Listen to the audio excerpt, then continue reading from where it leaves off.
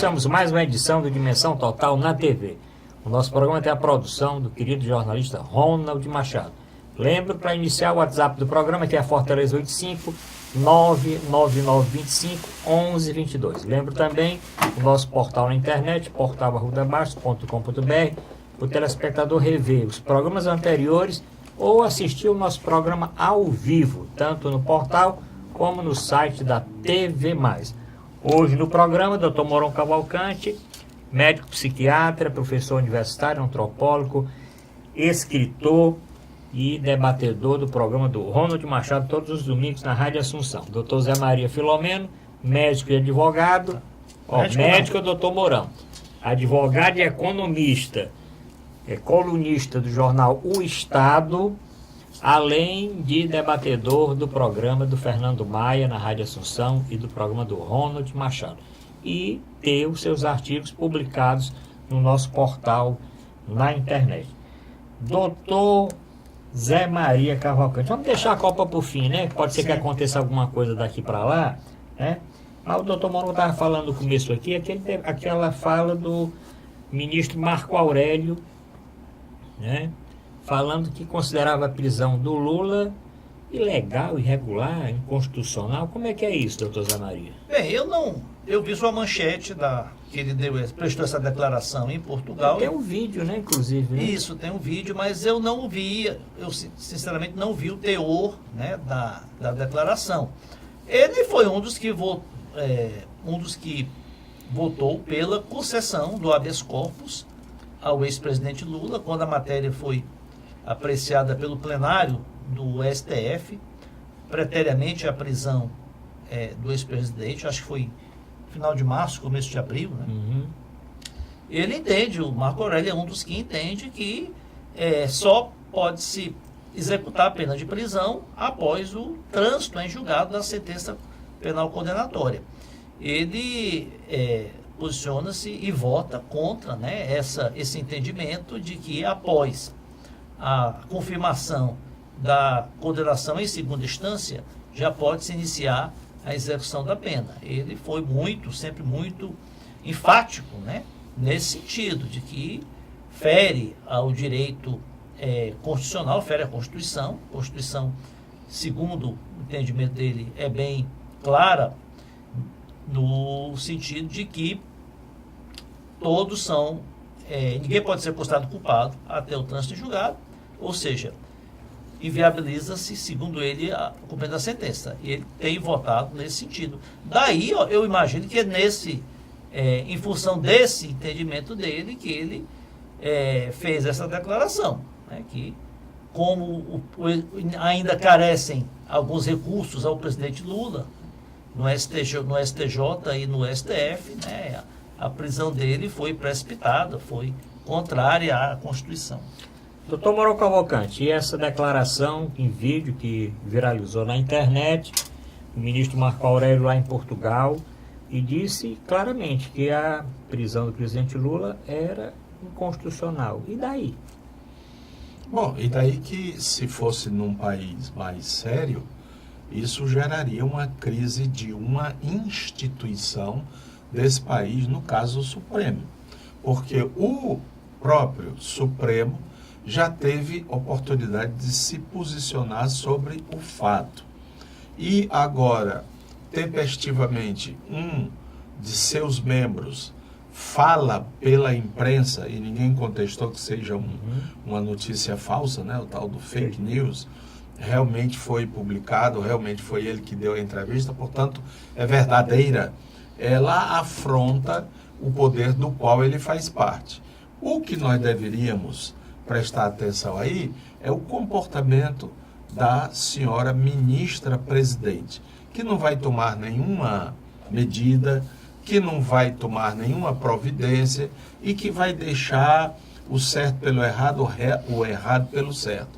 De duas uma, ou o ministro tem razão e aí desfaça-se imediatamente a prisão de Lula, que é, segundo o que ele diz, inconstitucional, ilegal, ou então que ele seja punido porque ele está se posicionando sobre o que não deve. Aí cabe a presidente desse Supremo ter coragem, ou como se diz em linguagem nordestina, ser macho, para dizer para ele, cara, que foi isso? Você deu mesmo essa entrevista? E vocês, membros aqui, o que é que acham disso? Mas ela não vai fazer nem uma coisa nem outra, porque ela parece que faz parte do abafa gente, né? E de abafa em abafa, esse país parece virar uma grande farsa ou uma grande mentira. Doutor Zamero, o senhor vai completar, mas eu queria colocar lá já outro tema, que é o arquivamento, né, daquele pedido da defesa do presidente Lula. Também não foi assim meio estranho a rapidez com que o ministro Fachin, nós estamos falando só de ministro hoje, o ministro Fachin, em menos de 30 minutos, 25 minutos, sai uma decisão do TRF4 e ele imediatamente arquiva, não podia esperar para ver, estudar um pouquinho, não? As duas coisas, com relação ao ministro Marco Aurélio e ao ministro Edson Fachin. Bem, em relação ao ministro Marco Aurélio, o nosso Supremo Tribunal Federal, os ministros do Supremo Tribunal Federal, eles têm adotado, pelo menos nos últimos anos para cá, um comportamento assim muito, cada um fala por si. Então, não existe aquela descrição, aquele recato que seria comum, né, no ministros de uma Suprema Corte. Você não observa em ministros da Suprema Corte dos Estados Unidos, da Inglaterra, de outros países, eles darem declarações, darem entrevistas, se manifestarem sobre casos que estão julgando, se manifestarem, criticarem, né, decisões de colegas. Mas isso, à exceção de um ou outro, isso tem sido hábito aqui no Brasil. Gilmar Mendes é o que é mais criticado por essa postura de ficar comentando, emitindo juízo de valor sobre questões que ou já estão no Supremo ou certamente chegarão ao Supremo. No caso do ministro Marco Aurélio, ele explicitou o que ele já tinha dito no julgamento, né? Ele que considera inconstitucional a prisão antes, né, do trânsito em julgado da sentença, a não ser aqueles casos excepcionais em que está presente, né, os requisitos da prisão preventiva. Sobre esse julgamento do ex-presidente Lula, exatamente, estava já pautado para amanhã, ou para terça-feira, né? Para terça-feira, um julgamento de um recurso, não sei bem qual é a peça processual, se é uma reclamação constitucional, se é um recurso puro e simples, requerendo que se fosse concedido o efeito suspensivo, né, a apelação que o ex-presidente Lula, ao recurso extraordinário que o ex-presidente Lula impetrou no Supremo Tribunal Federal, contra a sua condenação lá pelo TRF4, né? Agora, o direito tem essas, né, filigramas jurídicas, né? Então, o que ocorreu? Como o TRF4 não aceitou o recurso, né, lá na origem, não aceitou o recurso, já que entendeu que primeiro tinha que ser apreciado o recurso especial. O recurso especial ele é dirigido ao STJ e o recurso extraordinário, que versa sobre matéria constitucional, é dirigido ao STF. Então ele ficou prejudicado. Prejudicado quer dizer o seguinte, um outro fato, né, prejudica o julgamento desse recurso. O outro fato é o não acatamento do recurso pelo TRF4. São essas filigramas jurídicas aí que, como trata-se do ex-presidente Lula, torna-se tudo, né, muito público, né, a repercussão é maior. Doutor Mourão Cavalcante, aí é uma coisa assim meio por tabela, né? Quer dizer, a defesa do Lula estava recorrendo exatamente ao Supremo, né, de uma solicitação que tinha feito ao TRF4. O TRF4, não, eu não vou mandar não, porque se eu mandar, né, vai cair nessa segunda turma. Bom, a gente pode interpretar que é nessa segunda turma e tal. Então, vamos julgar aqui noutra instância, tal. Né? É superior pero no mucho. Né? Porque se encaminha, uma secretaria encaminha para o governador e o governador não decide mais porque a secretaria não quis, quem é que manda mais, o secretário ou o governador? Neste caso, uma delegacia regional da Justiça Federal, em Porto Alegre, tem mais poder do que o Supremo. Como eles decidiram que não deve, o Supremo, esse faquinha aí, pois está certo. Então, quem é o superior nessa história? Ou, se quiserem, pode dar até um tango argentino. Né? Superior, pero no mucho. Porque aí o que acontece é o seguinte, o ministro Gilmar Mendes, vamos falar no outro ministro, Gilmar Mendes todo dia solta um. Essa semana já soltou outro daqueles barata ali, daqueles amigos do barata daquela operação lá em São Paulo. Rio. Todo, hein? Rio. São Paulo não, no Rio de Janeiro, né? No Rio de Janeiro. Agora tem esse caso, agora tem outro caso que eu quero introduzir aí nesse primeiro bloco ainda, que o Joesley Batista e o Marcelo Miller, eles foram denunciados pelo Ministério Público por corrupção passiva e ativa, no caso daquela delação premiada, né? Que depois teve aquela gravação com o presidente Temer, que gerou aquela denúncia do Janot. Doutora Maria, como é que é esse caso aqui? Esse Joesley não tinha feito uma delação premiada, aí agora está envolvendo o Marcelo Miller, e eles estão sendo denunciados por corrupção ativa e passiva. Exatamente. Olha, esse é outro caso muito polêmico e muito importante, né? A defesa do ex-presidente, Presidente. Ainda é presidente o Temer, né? Embora é um presidente que não manda muito mais, mas a defesa do presidente Temer, a defesa do Aécio Neves, estão insistindo para que o ministro Edson Fachin anule a delação do Joesley Batista, alegando exatamente esses fatos todos aí, de que foi uma delação armada, foi uma delação que teve o auxílio aí de um procurador da República, o Marcelo Miller, que foi forjado, que foi excessiva, né? Tanto que, posteriormente, foi decretada a prisão do próprio Joesley Batista, porque estava ocultando provas, né? Surgiu aquela gravação dele com aquele outro diretor lá da empresa. Por quê? Porque se por acaso for considerada anulada essa delação, anulam-se as provas que foram carreadas contra o ex-presidente, contra o Temer, né, que deu origem àquelas duas denúncias lá que foram barradas no Congresso, exatamente aquela gravação em que ele diz, olha, continua aí, mantém essa ajuda aí financeira ao Eduardo Cunha. E também em relação ao Aécio Neves, né? Aquela gravação em que o Aécio Neves foi flagrado pedindo 2 milhões de reais ao Joesley Batista e até 500 mil chegou a ser entregue. Então, existe uma frente aí de defesa, uma pressão muito grande para que o Fachin anule essa delação do Joesley. E esse Marcelo Miller, eu sempre disse que, olha, não pode, como é que o procurador da República, ele renuncia ao cargo, olha, o cargo de procurador da República é um dos concursos mais concorridos do Brasil. Você tem juiz federal, procurador da República, e a pessoa renunciar e pedir exoneração, né? E vai depois trabalhar no escritório que presta serviço exatamente a Joesley Batista. Então é muito suspeito, né?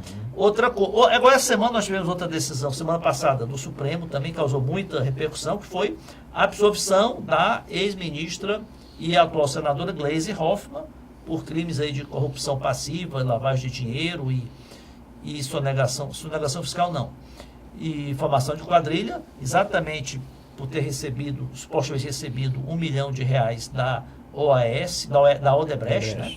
E ela foi absolvida em vários crimes, por falta de provas, né? É o tipo da coisa, muita gente, como é que o Supremo absolve a essa Gleisi Hoffmann? Mas da mesma forma que absolveu outros, né? E da mesma forma que condenou outros.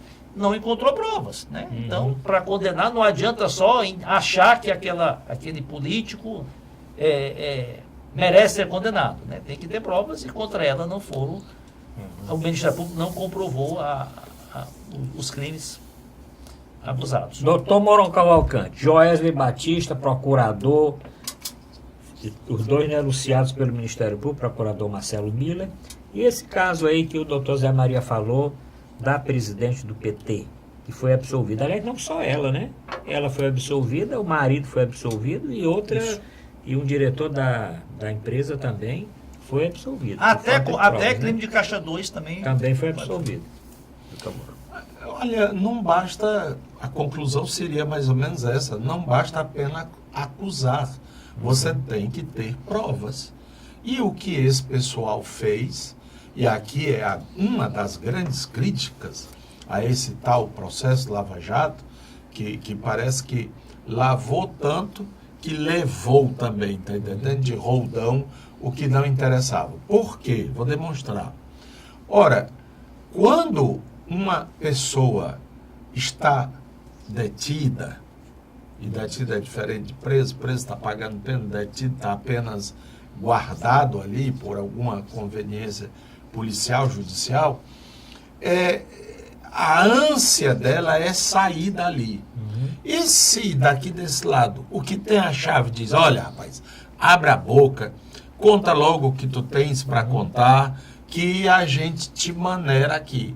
Ele vai dizer até que o cão é que é Deus, e Deus é que é o cão. Tá entendendo? Porque ele quer sair dali. E isto aconteceu.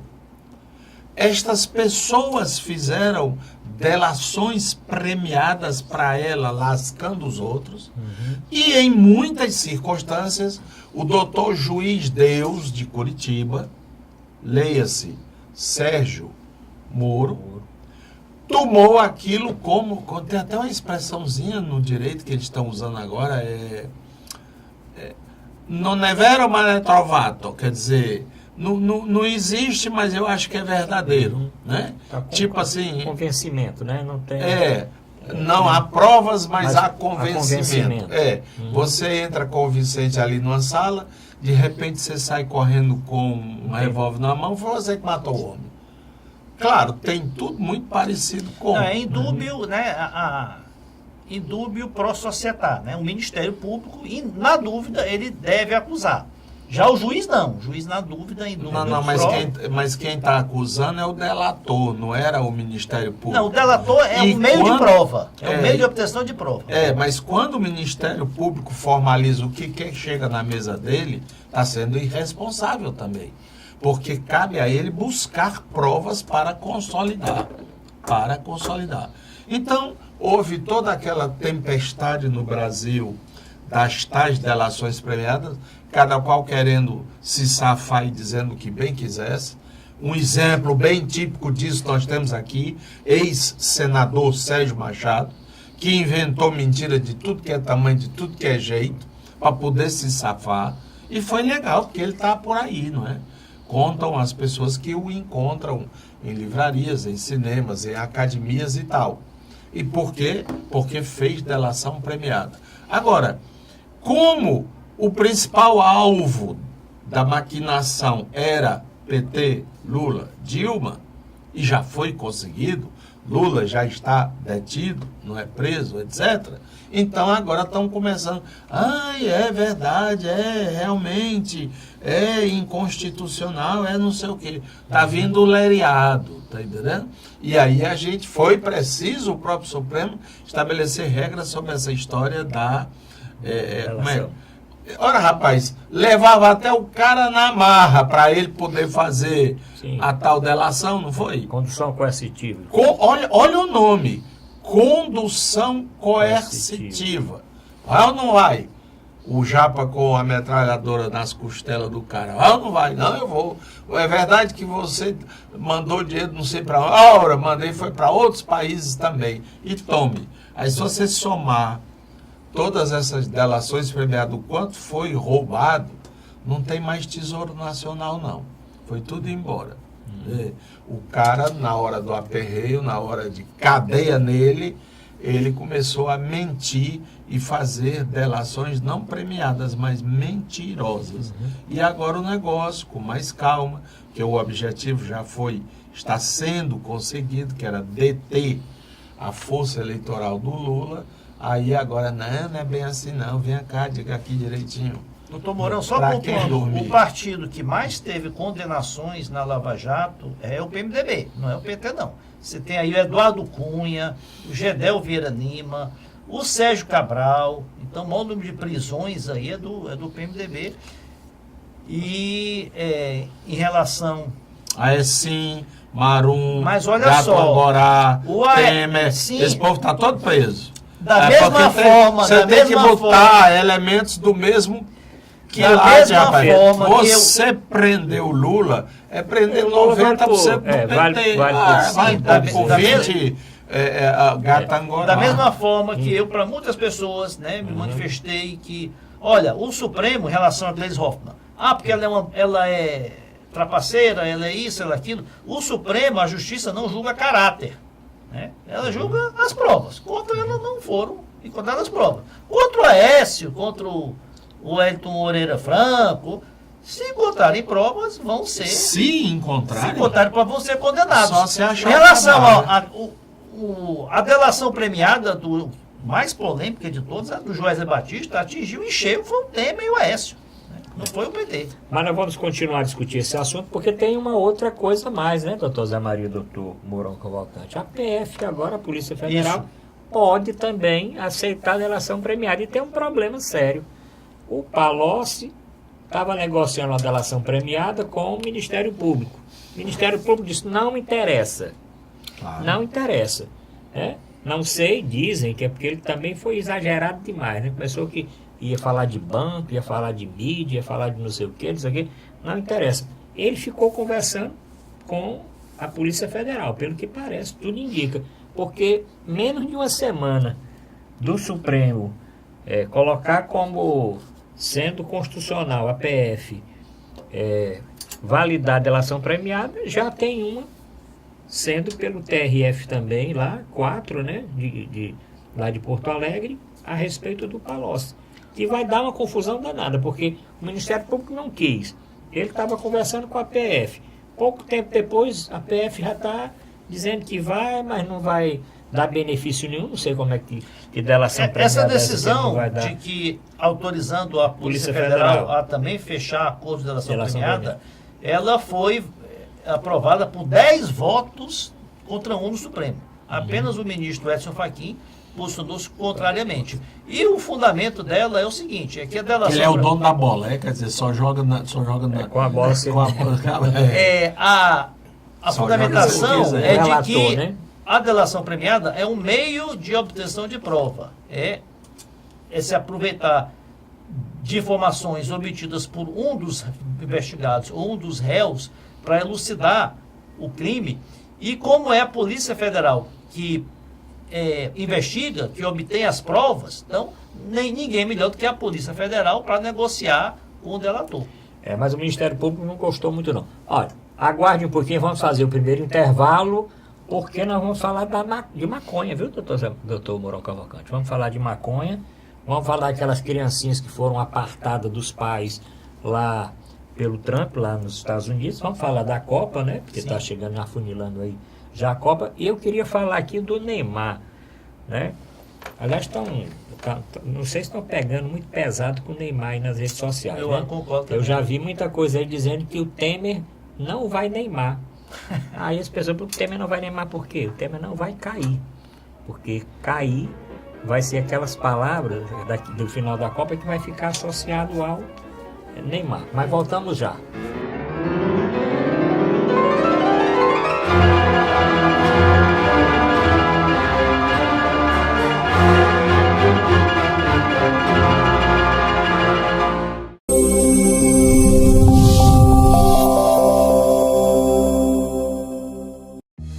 Com o Ceará de ponta a ponta, o governo do estado abre milhares de quilômetros de novos rumos no Ceará. Ao todo, 5 milhões de cearenses serão beneficiados pelas ações do Ceará de ponta a ponta, com obras de restauração, pavimentação e duplicação, que geram empregos, oferecem mais segurança e criam novas oportunidades. Hoje, com a estrada do jeito que está, quando minha filha sai, eu fico mais tranquila, por causa que a estrada está boa, né? Ela vai e volta com mais conforto e segurança. Para eu que venho de moto, melhorou muito, porque a pista agora está boa. Vem mais disposta, sai mais tarde um pouquinho e chega no horário certo. Mais de 1.500 quilômetros de estradas já foram concluídas e até o fim de 2018 serão cerca de 3.000 quilômetros de estradas requalificadas. Essa é a direção para levar um futuro melhor para todos os cearenses. Ceará, novas ideias, novas conquistas. Governo do Estado do Ceará.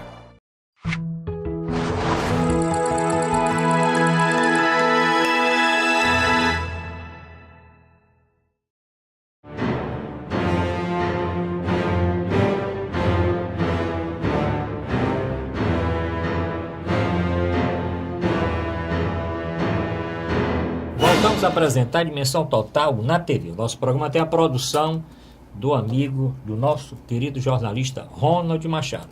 Aqui comigo no programa, doutor Zé Maria, advogado e economista, doutor Moron Cavalcante, médico, antropólogo e escritor.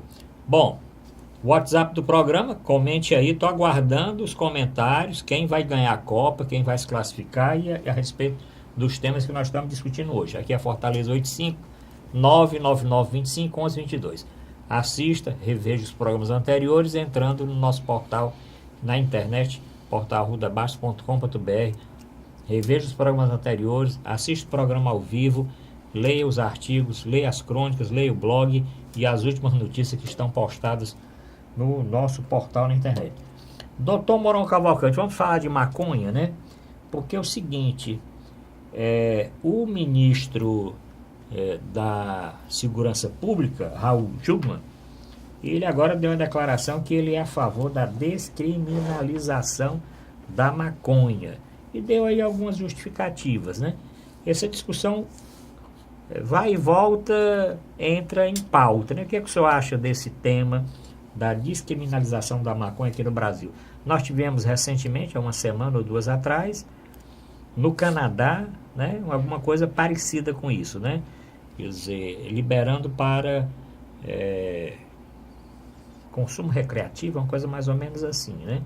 Aqui no nosso Uruguai também já existe, né? O que é que o senhor acha desse caso e dessa proposta, dessa declaração do ministro Jungmann? Olha, há uma indefinição ou uma confusão sobre os termos descriminalização e a legalização.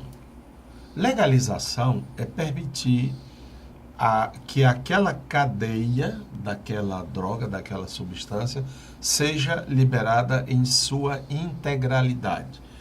Se for uma planta, desde quando ela é plantada, consumida, beneficiada, armazenada, distribuída, consumida, etc. Isso é o que seria a liberação. É o caso, por exemplo, do álcool, bebidas alcoólicas e do cigarro, né? Em princípio, qualquer pessoa de maior pode chegar num supermercado, pode chegar numa tabacaria e comprar um pacote, um maço de cigarro. Ele está liberado. Não é ilegal, portanto, não é um ato fora da lei a pessoa fumar um cigarro ou usar bebida alcoólica. Tanto é que existem lugares em que não se pode usar, mas não pode proibir o uso. Isso é a tal da legalização. Em relação à maconha, o Brasil proíbe a plantação, a colheita, o beneficiamento, empacotamento, distribuição e consumo. Portanto, é ilegal. Em qualquer circunstância, uma pessoa ser pega com maconha, segundo a lei hoje, é considerado como um ato ilícito, fora da lei. Mas a pessoa que é dependente, que usa porque precisa usar, isto aí seria a tal da descriminalização. Deixar de ser crime, deixar de ser uma desobediência legal, porque na realidade é uma doença, configurado como uma doença. Então, o que o ministro está propugnando já existe, ele está por fora da lei. A descriminalização existe. Uma pessoa que é encontrada com uma determinada quantidade de drogas, ele não é imediatamente levado à prisão, salvo por equívoco da polícia, porque ele estava com aquela droga. Ele pode dizer que é para uso pessoal, que ele é dependente, etc, etc, etc. Então, o que está se falando aqui no Brasil é da legalização. Assim como tem tabacaria que vende fumo, cachimbo, cigarro, charuto, tem uma maconharia. Então, é isso que não é permitido por lei. E eu creio que em todos os países que têm um pouco de estudo sobre o assunto e experiência sobre o assunto, mesmo os que já legalizaram vieram atrás na lei e voltaram atrás. O máximo que existe em relação à maconha é a idade com que pode usar e a quantidade. Fora disso, já cai dentro do espectro da lei e é considerado como uma contravenção. Então, é um debate que já foi exaustivamente lançado, e aqui eu acho que comentamos da última vez que um candidato a presidente, no caso o ex-ministro das Finanças, né? É Finanças ou é Fazenda. Da Fazenda, Henrique Meirelles. Henrique Meirelles, ele diz: eu defendo a maconha. Agora, o cara pálida não tem coragem de dizer que defende, que é para agradar o Jorge Soros, tal como o Fernando Henrique Cardoso. Quem é esse Soros? É um cara de muita grana, é grego, né? Um grego. Não, ele é descendente, acho que de romênios. Romenos, né? Pois bem, que está com essa campanha no mundo inteiro e tem muito dinheiro. E como eles precisam de dinheiro para a campanha, eles puxam esse assunto. Mas a maconha, o que é que ela existe hoje do ponto de vista estado da arte em relação às ciências? A maconha, o uso de maconha de forma imoderada seria umas 3 vezes ao dia, mais ou menos isso, não é uma coisa pontual, pesada, ela causa, sobretudo em jovens, em adolescente, em transição, causa em alguns jovens muito mal. E pode ser o processo detonador dos quadros psicóticos, dentre eles a esquizofrenia. Eu não estou dizendo que a maconha causa esquizofrenia, mas aqueles pacientes que já teriam uma marca genética, alguma coisa nesse sentido, a acelerar esse processo. E todos os outros processos de natureza psicótica, de psicopatia. Então, é melhor não legalizar. Doutor, criarmos outros programas, outra outras forma, coisas. né? Doutor Zé Maria, com relação à declaração do Jungmann e com relação à descriminalização, ele fala numa quantidade, está no Supremo, inclusive, está aí no Supremo aí rodando há não sei quanto tempo, uma discussão a respeito disso, né? Está esperando aí a conclusão. Quem levanta 25 gramas, essa bandeira, né? Aí, quem defende é o ministro Gilmar Mendes também? Roberto Barroso. Barroso. Bem, o doutor Mourão esclareceu bem. O consumidor da maconha ou de qualquer outra droga ilícita, o usuário, o dependente, né, não é criminoso. Ele não existe um tipo penal de consumir, né, e a justiça não tem acatado denúncias contra simples usuários, né, o que é crime, né, e realmente são crimes tipificados na legislação, e crimes pesados com penas muito severas, né, inafiançáveis inclusive, o cultivo, a fabricação, o armazenamento, o transporte, a comercialização, a distribuição de maconha, cocaína e qualquer outra droga ilícita. Esse debate aí sobre a legalização das drogas, a começar pela maconha, que é uma droga tida como de menor potencial ofensivo, né? É um debate aí que tem se tido aí tanto no Brasil como outros países, né? Recentemente o Canadá, eu acho que essa discussão se aumentou com a recente decisão do país Canadá em legalizar a maconha para fins recreativos, né?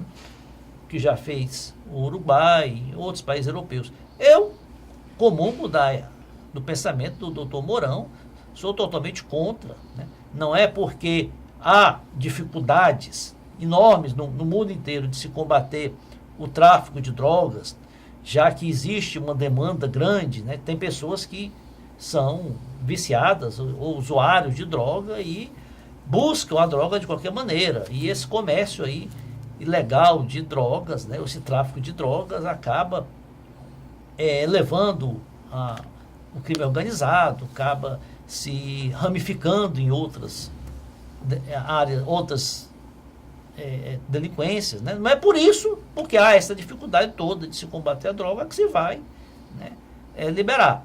Eu sou totalmente favorável a que os estados, né, o governo, né, combata veementemente o tráfico de drogas, combata o consumo de drogas e trate o usuário, né? O que se tem que fazer de mais importante é tratar o usuário, tratar o dependente, para livrar aqueles que se deixaram render aí por esse vício tão maléfico. Bom, vamos acompanhar, né, doutor Mourão, essa discussão aí. É uma discussão que é recorrente, quer dizer, a gente pensa que acabou, esfriou, há um consenso, não, aí tem aí uma autoridade qualquer que diz qualquer coisa, aí reacende.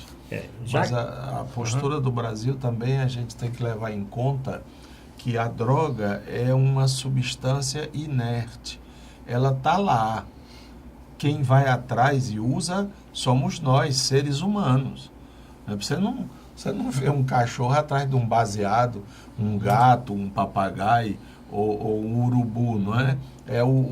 Então há uma deliberada intenção para se render àquele estado de alteração de consciência. Então, é preciso tomar muito cuidado com isso. Entretanto, há outras coisas muito mais perigosas e que não se faz também o devido cuidado. Me refiro aos remédios, sobretudo os psicotrópicos. E dos psicotrópicos, os tranquilizantes, que causam realmente dependência física e psíquica.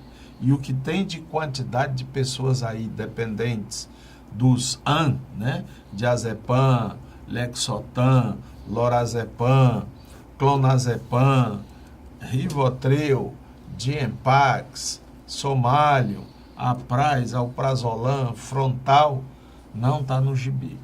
Basta ver, pergunte se você tem algum amigo médico, se pedem muito a ele receita para comprar psicotrópico, que ele existem drogas químicas, né, que são... algumas são comerciadas ilegalmente, né, sintetizadas em laboratórios clandestinos. Inclusive as más línguas dizem que essa história de legalização de drogas, do Soros, é um pouco para posteriormente, uma vez que está legalizado, criar todo um potencial, uma indústria de fabricação de drogas. Mas já é especulação. Bom, ele nunca mesmo pessoalmente declarou isso. Bom, já que nós estamos falando assim de droga e tudo, vamos falar do caso aí. Eu não sei, o Trump, presidente dos Estados Unidos, tem algumas medidas assim, depois volta atrás, né? Isso. Ele tomou através de um decreto legislativo, né? Quer dizer, afastar todas as crianças, né, que entrassem como imigrantes ilegais nos Estados Unidos. E aí a repercussão foi enorme, mais de 2.000 crianças separadas dos pais. Voltou atrás, sem dizer bem como é que ia ser essa volta, Mas agora, doutor Zamaria, ele está dizendo o seguinte, ele quer que não tenha mais juiz no meio da jogada, não tenha mais processo nem nada. Entrou ilegal na mesma hora. O que ocorre é o seguinte, ele está adotando uma política que ele tinha prometido na campanha eleitoral de tolerância zero contra a imigração ilegal. Os Estados Unidos tem um problema grande de imigrantes que adentram os Estados Unidos de forma clandestina, ou pela fronteira seca ali pelo México, ou por barcos e embarcações ali no Caribe, pela Flórida. E isso é um problema que atormenta muito uma parcela grande da população americana. Muito embora, né, os Estados Unidos depende muito do trabalho dos imigrantes ilegais. Então, aquele trabalho braçal, aquele trabalho mais simples, lavar prato em restaurante, servente, até na própria Constituição Civil, é feito basicamente por imigrantes e grande parte ilegais. Então, exatamente por isso que em muitos períodos, muitas vezes, o próprio governo americano meio que faz assim vista grossa, né, com a imigração ilegal. Agora, por uma questão política, para marcar aquela posição que ele defendeu na campanha, ele está adotando esses procedimentos aí de tolerância zero.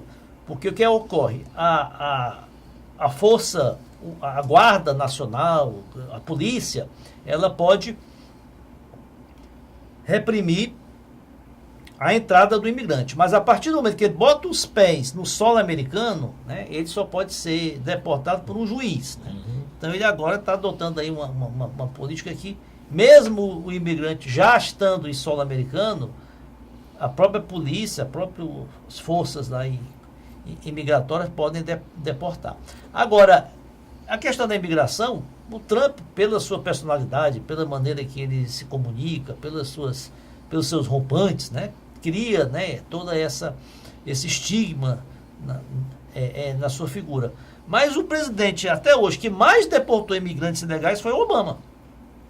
Obama bateu recorde de deportação de imigrantes ilegais. Agora, não tinha essa repercussão toda. Jeito, né? Não tinha essa repercussão toda porque não tinha essas. Agora, essa separação de crianças, né? É que as crianças foram colocadas em abrigos. Como os adultos foram presos, foram unidades prisionais, e as crianças não podiam ser detidas na mesma unidade prisional de adultos, foram para um local diverso, né? E isso causou, né, toda essa resignação no mundo. Inclusive aquelas jaulas, né, doutor Zamaria? Colocaram aquelas jaulas, um bocado de criança, tudo dentro de umas gaiolas, né? Podia estar numa creche, né? Podia estar assim sem dúvida, lá, podia estar no abrigo, mas colocar criança tudo dentro de umas jaulas.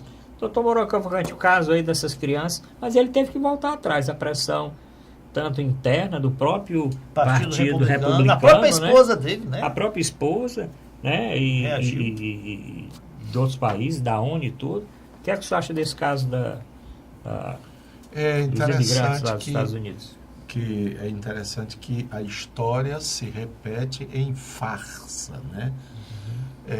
Havia um povo muito chato na Europa que ganhava muito dinheiro, que acumulava muito dinheiro, que ficava rico, que controlava bancos, que controlava a imprensa, e esse povo era fechado, vivia, né? Então apareceu um bravo homem chamado Adolfo, e esse Adolfo resolveu acertar as contas com esse tal povo safado que ganhava tanto dinheiro, né? Com esperteza, etc. e tal. E o negócio foi crescendo, que ele terminou criando uns campos onde ele jogava esses safados lá. Esses safados, segundo as estatísticas, chegou a mais de 5 milhões. É a tragédia da Segunda Guerra Mundial. Esses safados eram os judeus e o bonzinho eram os nazistas comandados pelo Adolf Hitler. Hoje nós temos a história em farsa. Temos o Adolfo, que se chama Donald, né? E olha o paradoxo, ele é de origem alemã, sem querer conotar. Segundo, o povo escolhido é aquele que quer vir para dentro do país. Até porque já deve ter outros parentes, não é? Que vai puxando. Nós aqui Tem mesmo no 50 Ceará... mil crianças brasileiras, né? Nós aqui no Ceará tivemos isso. Na minha família, primeiro veio o meu tio mais velho, que depois trouxe uma irmã, que trouxe o marido, que trouxe os filhos, que trouxe não sei quem. No final das contas, estavam todos os irmãos aqui, não é? Com os filhos, e nós nos tornamos uma família urbana. Se for fazer isso nos Estados Unidos, vai ter o tal do campo de concentração para os adultos, campo de concentração para as crianças. E o mais trágico é que Adolfo não fez isso sozinho. Não fez isso sozinho. Assim como o que o Donald está fazendo não é só da cabeça dele, não. Foi eleito, é promessa, como era também para o Adolfo. Então, há uma consciência, inclusive não por acaso, os Estados Unidos saiu da Comissão de Direitos Humanos da ONU. Verdade. Olha, isso aí é perda de tempo, perda de dinheiro, eu não quero... Venham cá, venham embora, deixa esse troço aí. Então, é lastimável. E quem é que se levanta contra a esposa, não é, a Melania, porque ela própria é estrangeira, não é? Eslovênia. É Romênia, né? Eslovênia. Ele próprio, as raízes dele é alemã, né? Inclusive, está circulando a foto da avó dele, se não me engano, a avó ou mãe, que em 1930 migrou para os Estados Unidos. E todo mundo sabe, toda família dos Estados Unidos, Cutuca é de origem espanhola, é de origem polonesa, é de origem latino-americana, puro mesmo ali, já se foram. Foram os índios que foram queimados para dar lugar a esses invasores de cavalo e muita bala. Lembram-se dos filmes de cowboy? Pois o Donald Trump é herdeiro direto, tem DNA desses cowboys aí. Vamos aguardar com a próxima do Trump. Agora, as pesquisas, doutor Zé Maria, doutor Mourão, mostram que ele pode perder muitas cadeiras. Tanto que ele está indo agora, num corpo a corpo, pelos estados americanos, trabalhando para os candidatos. É porque tem eleição esse ano, né? Para a Câmara dos Deputados. A eleição e nos as Estados pesquisas Unidos botam que o democrata deve avançar nas suas cadeiras. Isso. Eu li isso esse final de semana. Os Estados Unidos têm eleições legislativas para a Câmara dos Deputados a cada 2 anos e eleições para o Senado a cada 6 anos. E o controle do Congresso lá é importante, né? Que assim como no Brasil, o presidente precisa aprovar suas mensagens, né? Seus projetos do Congresso. Eu não faço essa comparação que o professor Mourão fez com Hitler. Eu acho que são situações totalmente diversas, né? O que ocorreu com os judeus foi um extermínio, né? Mas o homem está só no começo, doutor Zé Sim, Maria. agora o homem está só com 2 anos. Adolfo, quando começou... Mas ele não era simbolicamente... Era só um sinalzinho aqui no braço para a gente saber quem eu citei depois aqui foi na testa. Barack Obama foi o presidente que mais deportou imigrantes ilegais, né?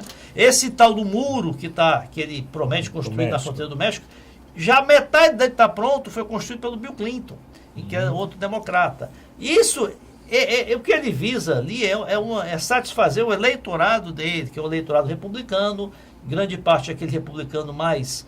radical, né, ali daqueles estados ali do interior dos Estados Unidos, que tem uma rejeição muito grande, né, pelos imigrantes legais que chegam, que são uma mão de obra muito mais barata, que tomam emprego de americanos. É uma questão de política interna dos Estados Unidos, que desde que eu acompanho a política dos Estados Unidos, existe essa discussão, esse combate aí à imigração ilegal.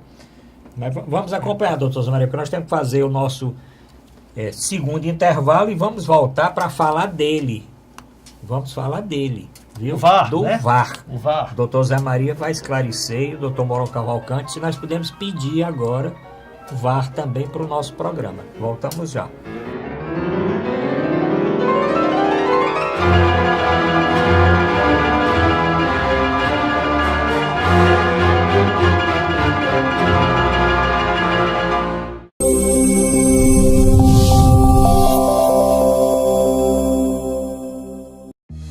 O um Ceará de ponta a ponta, o governo do estado abre milhares de quilômetros de novos rumos no Ceará. Ao todo, 5 milhões de cearenses serão beneficiados pelas ações do Ceará de ponta a ponta, com obras de restauração, pavimentação e duplicação que geram empregos, oferecem mais segurança e criam novas oportunidades. Hoje, com a estrada do jeito que está, quando minha filha sai, eu fico mais tranquila, por causa que a estrada está boa, né? Ela vai e volta com mais conforto e segurança. Para eu que venho de moto, melhorou muito, porque a pista agora está boa. Vem mais disposta, sai mais tarde um pouquinho e chega no horário certo. Mais de 1.500 quilômetros de estradas já foram concluídas e até o fim de 2018 serão cerca de 3.000 quilômetros de estradas requalificadas. Essa é a direção para levar um futuro melhor para todos os cearenses. Ceará, novas ideias, novas conquistas. Governo do Estado do Ceará.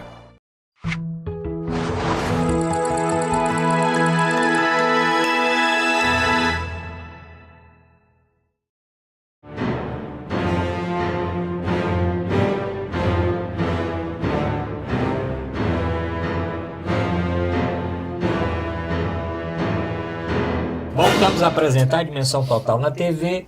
Nosso programa tem a produção do Ronald Machado. Estamos chegando no último bloco, nosso bloco aqui da Copa do Mundo. Ainda tem tempo aí do ouvinte encaminhar sua mensagem pelo WhatsApp. Fortaleza aqui, 85999251122. Encaminha a sua... o que é que você acha? Quem vai vencer essa Copa do Mundo da Rússia?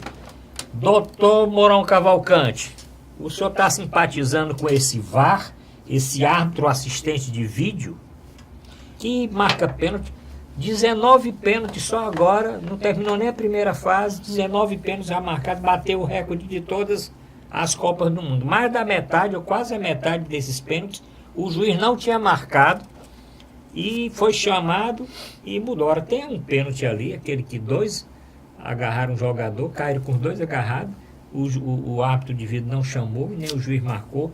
Mas o que é que o senhor acha? É uma evolução, doutor Mourão Cavalcante? Olha, se ficar muito bom, não presta. É mais ou menos um negócio assim, tá entendendo?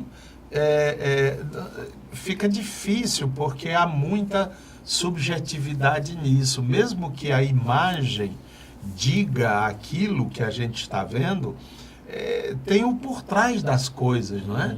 E nós não somos capazes, muitas vezes, de captar todas as dimensões. Então, essa busca de querer a verdade, a perfeição, me parece meio uma busca meia caótica, porque a contrapartida disso é quem tem direito de pedir a tirada de dúvida é o juiz. Então, pode ser que um fato... O árbitro de vídeo aqui pode falar para o juiz que o juiz deve olhar, né? Eu concordo com o que o senhor vai falar. Não, o segundo que eu ouvi, que eu não estou lá, nem me interesso assim ao ponto de esmiuçar, mas é mais ou menos o seguinte: quando o juiz tem dúvida, será que aquele cara empurrou mesmo o outro? Eu paro e vou olhar o negócio. Não, mas ele só vai se o árbitro de vídeo chamar. Aí fica um negócio no bandeirinha, quando o bandeirinha tem dúvida, hoje o bandeirinha ele não levanta, ele fica como se fosse assim, nem está assim, nem está assim, nem está acolá. Aí o juiz vai lá... Existem duas... Eu sei que existem três condições, mas estão modificando aí no meio do negócio. Primeiro porque disseram o seguinte, que no caso de cartão, o árbitro só chama se for para dar vermelho. Olha, o árbitro foi chamado 2 vezes, hoje mesmo, essa semana mesmo, no caso do Ronaldo... Cristiano Ronaldo, era para o árbitro de vídeo chamou para o juiz dar um cartão vermelho para o Cristiano Ronaldo. Ele foi lá e deu um amarelo. Teve outro jogo aí também que o juiz chamou para dar o cartão e ele deu um amarelo. Mas, agora, de qualquer forma, está havendo, a primeira vez que isso acontece, não é? Precisa melhorar, aperfeiçoar e aparentemente parece trazer mais verdade ao jogo. Aparenta, mas eu não sei se isso é bem verdade, porque está tudo ainda na subjetividade. De quem? do próprio juiz, do tal juiz de vídeo. E aí? Aquele empurrão foi realmente pênalti ou não foi empurrão de pênalti? Até quando pode ser um empurrão que não seja pênalti? Aí, rapaz, é muito complicado. Doutor Zé Maria, são 38, né, câmeras, né? São 38 câmeras, só com um número grande de câmeras, né? Ele vê de tudo que é lado, né? A tendência é errar menos, né? Agora, a gente, sem ter 38 câmeras, como o senhor falou, só achou que esse caso do Cristiano Ronaldo não foi pênalti. Eu também achei que não foi. Como achei que o outro foi, e nem o juiz chamou, né? Quer dizer, ficou uma coisa... Mas não tenha dúvida que eu acho que... Agora, peraí, vocês né? estão vendo a versão da versão.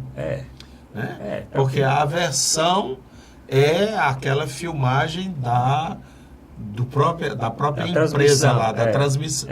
Que é da FIFA também. Da FIFA. E a outra é o que você está vendo do que está vendo. Bem, eu acho que é uma evolução do futebol. O futebol é um esporte que são poucos os gols, né? Quer dizer, muitas vezes tem muito jogo que termina 1-0, 1-1. Então, um lance, às vezes, mal marcado, mal arbitrado, decide o jogo.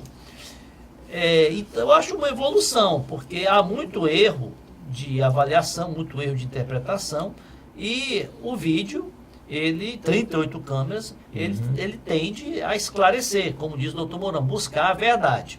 Agora, isso é a primeira vez que se está utilizando, né? Eu acho que a FIFA já fez algumas experiências.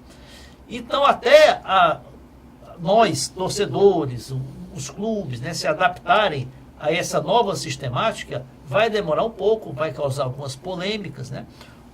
Um ponto que eu acho que devia ser permitido é que o time deveria ter a oportunidade de pedir, né, que o lance fosse revisto no vídeo. Desafio, né? Um desafio, né? Como existe no tênis, como existe no vôlei. Podia limitar uma vez no primeiro tempo, uma vez no segundo tempo. Mas eu acho que tem muitos lances que não são observados, né? Que não são chamados a atenção. Os que eu vi até agora, a grande maioria, o árbitro de vídeo acertou. Mas tem alguns que, como esse do jogo hoje de Portugal, aquele pênalti, a bola resvalou no ombro do defensor de Portugal, ali não foi intencional, não foi pênalti. Já foi o gol do Irã, né? Isso. Você está falando do gol do Irã. O gol do empate do Irã na segunda-feira. Então, os caras cabeceiam para baixo. Ele não cabeceou nem em direção ao gol, cabeceia para baixo. Isso. O cara está em cima, a bola resvalou, só pode bater no braço. Dele, a bola está em cima. O defensor pulou com os braços abertos. Agora, em termos gerais, eu acho que é um avanço, é um aprimoramento. Agora tem que ter essa adaptação. Eu acho que uma coisa que tem ocorrido é que os atletas tem tido pouca reclamação, né? Porque os jogos eles têm se estendido um pouco mais, né? Porque aquele período dá mais tempo, né? Aqui no Campeonato Brasileiro foi ventilado, foi autorizado que se utilizasse o árbitro de vídeo. Não sei se seria essa mesma metodologia de verificação que está sendo a Copa do Mundo no Campeonato Brasileiro, mas os clubes vetaram. Saia caro, porque sairia um custo de R$50 mil por partida. Um dos clubes que vetou foi o Ceará. Verdade. Precisaria ter a unanimidade dos clubes, eles vetaram. Mas eu acho que isso, com o decorrer do tempo, e lógico que não vai ser todo jogo que vai ter árbitro de vídeo. Você não pode ter Campeonato Cearense ter árbitro de vídeo, né? Campeonato da Série D. Mas as competições, Copa do Mundo, Copa dos Campeões, né? Copa da Libertadores, em que são competições em que existe uma estrutura bem maior de estádios, uma estrutura financeira, inclusive, para custear, eu acho que deve-se prosseguir. Doutor Mourão Cavalcante, eu queria falar do Neymar, né? O senhor tem acompanhado aí, o senhor acompanha a Copa do Mundo, ele naquele jogo com a Costa Rica, né? Ele fez aquele segundo gol que o Brasil ganhou já nos acréscimos. Ele depois arriou e chorou e tal, e tem muita crítica em cima disso. O pai entrou aí pedindo que as pessoas mandarem um pouquinho as críticas na rede social, também parece que brigou com a Globo, aí quer fazer um acordo com a Globo também não fala mal, e aí mete rede social, a situação. Agora, naquele jogo, o Neymar mostrou que estava realmente um pouco descontrolado, né? Ele podia ter recebido um cartão vermelho ali, né? Teve aquele pênalti, ele continuou caindo muito, algumas com justificativa, outras por encenação. O que o senhor acha do caso do Neymar? É um problema realmente de formação, um problema de ele é muito menino ainda? 26 anos. Né? Pois é, não é mais menino, né? Não, eu penso que deve ser muita responsabilidade, né? Quando eu vejo hoje, depois de uma idade, o que significa até 40 anos, eu ainda acho jovem, sabe? Quer dizer, a estrutura psicológica tem que ser muito forte, porque o próprio jogo do time é em função dele. Você vê que o Brasil é capenga, é só do lado esquerdo, né? É como é o nome aqui? Marcelo. O Marcelo, ele e o Felipe Coutinho. Felipe Coutinho. O barco não pende para o outro lado, onde também tem bons jogadores, né? Não só com aquele também moreno de cabelos, que é o William, né? Que saiu. E o substituto do William esteve a contento, né? Douglas Costa, mas está contundido. Pois é, então, o próprio time não pode existir uma equipe em função de um jogador. E além disso, a cobrança, a imprensa e a fragilidade da personalidade dele. Do ponto de vista psicológico, estou falando que eu nunca tive nenhuma informações, mas aquele negócio dele estar mudando o cabelo, corte de cabelo, pintando o cabelo, não sei o quê, é uma crise de identidade. Quer dizer, ele não tem uma fotografia, né? Se você pegar a história do Pelé, do começo ao fim, o Pelé era aquele cabelo, aquele corte, aquela coisa. Quer dizer, há uma consistência de personalidade. E no caso do Neymar, só está faltando ele entrar de pluma com aquele negócio de índio, né? Porque de outras coisas. Então, isto pode ser um sinal dessa fragilidade da personalidade. Além disso, para um cara que aos 20 anos já era uma grande estrela, né? Há pelo menos mais de 6 anos que ele está aí no topo, né? Acumulando riqueza, acumulando toda essa... Qualquer mínima contrariedade desestrutura o homem. Então, é muito mais um problema pessoal, de personalidade, da responsabilidade que tem sobre ele, do que propriamente... eu acho que quem está dizendo deixa o rapaz em paz, deixa ele aí, está fazendo melhor, né? Do que está pegando no pé. Ele é, vamos dizer, mole, porque tem as mulheres em cima dele, ele não faz nada. Ou então, ele é um sem vergonha, porque tudo que é mulher, ele quer agarrar. Não tem jeito para ele. Do jeito que ele se virar, do jeito que ele se mexer, está errado. No fundo, eu, particularmente, eu tenho pena dele, né? A minha vontade era de dizer, faça como você sabe, faça como você quer, não ligue muito para isso não, porque parece que ele liga, né? Deixe esse celular aí até o final da Copa, deixa ele desligado que você ganha muito mais. Aliás, isso devia ser uma norma. Olha, tem negócio de celular, rede social. Isso é muito porque difícil. O cara que entra todo dia, para ver o que estão falando dele. Claro. Estão falando que o cabelo dele está igual um artista não sei o quê. Desi Gonçalves, aquele negócio do cabelo dele macarrão. Foi uma coisa que... Macarrão, aí o cara bota o macarrão, aí já serve de sátira e de modelo para tudo que é humorista. Né? Agora com o negócio das quedas, tudo, daqui a pouco, como eu falei no outro bloco, tudo Neymar é cair. Dizem que eu vou beber até Neymar, eu vou beber até cair. Né? Eu tô Neymar por você, eu tô caidinho por você. Daqui a pouco não tem mais. E eu acho que o receio, né, doutor Borão, o senhor que é da área, é que ele realmente tem um problema psicológico maior, A única maneira de melhorar, uma fuga com relação a isso. A única maneira de melhorar e de dar ele um pouco mais de tranquilidade era um isolamento seletivo. Não é um isolamento total, tranca dentro do quarto, feito um animal numa jaula, não. É um isolamento seletivo. Por exemplo, tira o celular durante um período do dia. Isso é impraticável. O jogador de futebol hoje, eles andam com 3 celulares, não é um só não. É um para a família, um para os amigos, um para o empresário, um para amante. Então, o problema do Neymar é o que o doutor Mourão falou no início da fala dele. É que é o único jogador excepcional, o único craque, é o único fora de série que o Brasil tem há 10 anos, desde 2010. Desde o fim da Copa de 2010, na África do Sul, que o Brasil é Neymar mais 10. Então as expectativas são muito grandes. As expectativas dele em relação a ele mesmo e em relação ao país todo, né, cobrando o Neymar. Se ele tivesse outros jogadores do mesmo nível dele, pudesse dividir a responsabilidade, dividir a cobrança, talvez não se caísse tanto em cima da figura do Neymar. Aliado ao fato dele ter uma personalidade assim, que se expõe muito, que se promove muito, né? Que está sempre causando aí polêmicas, é a namorada, rompeu com a namorada, tá com a Bruna Marquezine, tá com a outra, tá numa festa, tá...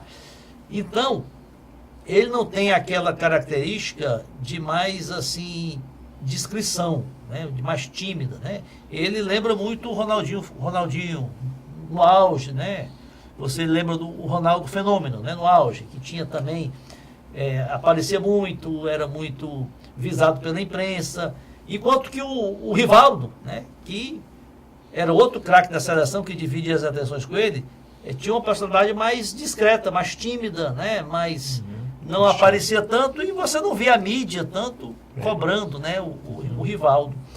Agora, a imprensa tem boa parte de culpa, né, porque o que eu vi a imprensa, eu tenho assistido aí os noticiários aí das empresas aí, dos canais aí esportivos à noite aí, só se fala no Neymar, porque o Neymar está caindo muito, porque o Neymar é muito um menino mimado, porque o Neymar é isso, aquilo.